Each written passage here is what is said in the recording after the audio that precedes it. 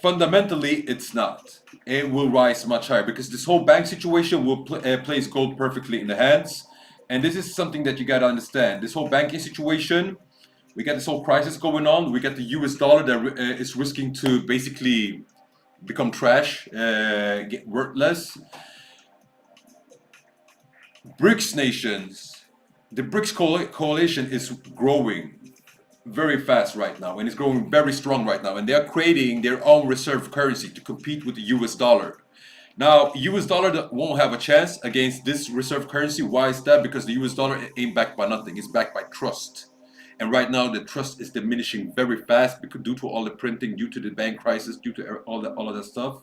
While the BRICS nations uh, currency that they have created is backed by gold, copper, silver, I think uranium. I don't remember all the metals and things it's backed by, but they have some very hard requirements for you to be a member of the BRICS nations and for you to be a member of the BRICS currency.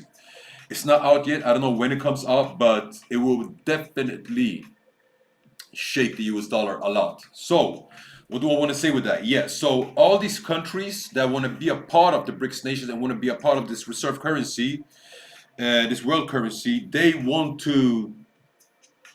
need to accumulate gold. They need to have gold because gold speaks in these countries in this coalition.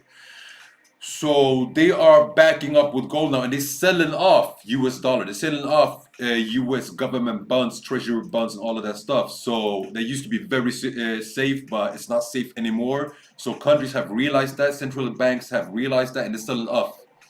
So, and they're buying gold instead. So gold has a lot of climbing to do. It will go up a lot. All right.